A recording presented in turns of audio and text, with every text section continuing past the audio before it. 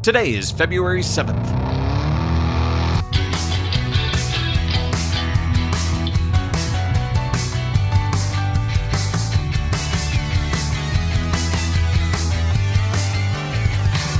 It's the 38th day of the year, and this is the On This Day podcast. If you've been listening since the very first day I started doing this show, some of this may sound a little familiar to you. And if you join the show later on in the run, this will all be new content to you. Either way, I hope you enjoyed today's show. On this day in 1959, Robert Timm and John Cook land a Cessna 172 at McCarran Airport in Las Vegas. They took off on their flight from McCarran Airport in December 1958. When they land on this day, they have been aloft and flying in that tiny little Cessna non-stop for 64 days. Slot machine repairman Bob Timm is looking to break the endurance record for the longest manned, refueled flight. Looking for some easy publicity, the owners of the Hacienda Hotel agree to back Timm's bid. These are the days when Las Vegas is run by the mob, and Judy and Doc Bailey have built the Hacienda Hotel out on the south side of town, hoping to corner the market on families.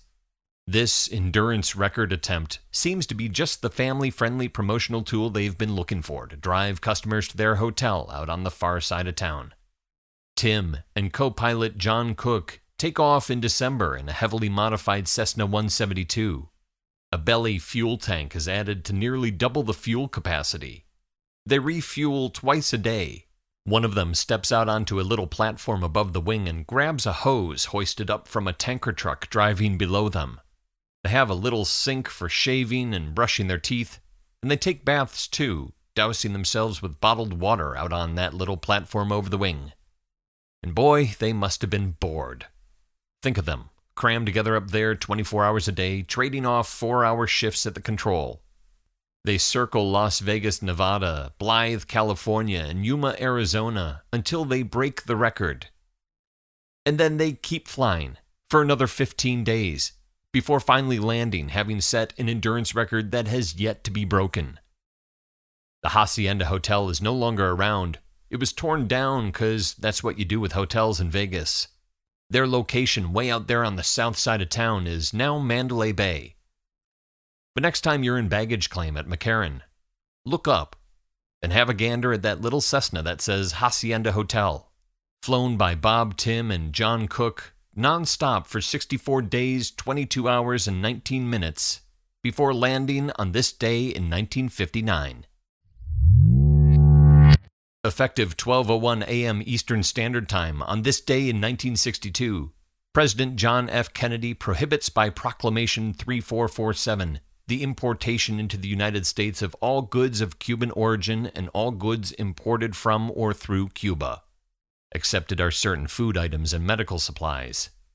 Kennedy signs the proclamation that goes into effect on this day in 1962, saying that, quote, "The loss of income will reduce the capacity of the Castro regime to engage in acts of aggression, subversion, or other activities endangering the security of the U.S." And perhaps it does. But once the embargo is in effect, the strain is felt in Cuba, a little bit by Castro's government, but mostly by the average Cuban. And the Daily News reports in 1962 that the embargo has its greatest impact in Florida, where cigar manufacturers account for most of the $3 million in Cuban imports every month. While there's nothing quite like Cuban tobacco for a fine cigar, the manufacturers in Florida are, quote, "willing to make the sacrifices necessary to get rid of Castro." Kennedy is making a sacrifice too. He loves his Cuban cigars, specifically the Petit Upmann. So the night before he signs the proclamation, he sends Press Secretary Pierre Salinger out into Washington, D.C. to buy as many Upmanns as he can find. Salinger returns the next morning with 1,200 cigars, and Kennedy signs the proclamation. She was hoping to score 25 to 30 points a quarter, but on this day in 1990, Lisa Leslie scores 101 points in 16 minutes, playing for the Morningside High School girls basketball team against South Torrance High. 101 points in 16 minutes. She's only 4 points away from breaking the record scored by Cheryl Miller in 1982, in all without dunking, and at times being covered by all 5 players on the opposing team. But after halftime, the opposing team refuses to play and forfeits the game. Interviewed afterwards, Leslie says, quote, "I was kind of heartbroken that I didn't break the record. I asked the South Torrance coach before they left the court if they'd let me score 3 more baskets, and he asked the team, but they said no." The final score is 102-24. As heartbroken as she is at the time, Lisa's going to be okay. Lisa Leslie goes on to set Pac-10 scoring and rebound records playing for USC and wins 2 WNBA championships playing for the Los Angeles Sparks, plus 4 Olympic gold medals and 2 World Championship gold medals, and she's elected to the Hall of Fame. As for Cheryl Miller's high school record, it's since been broken by Epiphany Prince, scoring 113 points for Murray Bergstrom High School against Brandis in 2006. Born on this day in 1837, James Murray in Denham, Scotland. He is a voracious reader with a passion for learning that leads him into the teaching profession at the ripe old age of 17. He moves to London and joins the Philological Society, which is formed in 1842 to, quote, "investigate and promote the study and knowledge of the structure and history of languages." In 1857, the Society forms the Unregistered Words Committee to search for undefined or poorly defined words in the English language, with the intent of compiling a dictionary to surpass in scope and quality the existing dictionaries of the time. A publishing deal is struck with Oxford University, and James Murray, by then president of the Philological Society, is hired as editor. He builds a shed, what he calls his scriptorium, which is lined with bookshelves and thousands of pigeonholes for organizing words and quotations.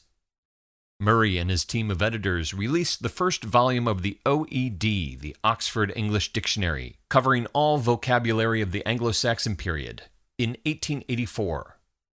Volume 1 covers the words "a" to "ant," and includes their definitions, as well as their usage and historical development of every word. Murray plans to complete the final volume of the dictionary within 10 years, but the project is not finished until 1928, 40 years after initial publication. Once finished, they immediately begin working on an update. James Murray, born on this day in 1837, does not live to see the project completed, but he works tirelessly on it until he passes away at the age of 78 in 1915. There are 327 days left in the year.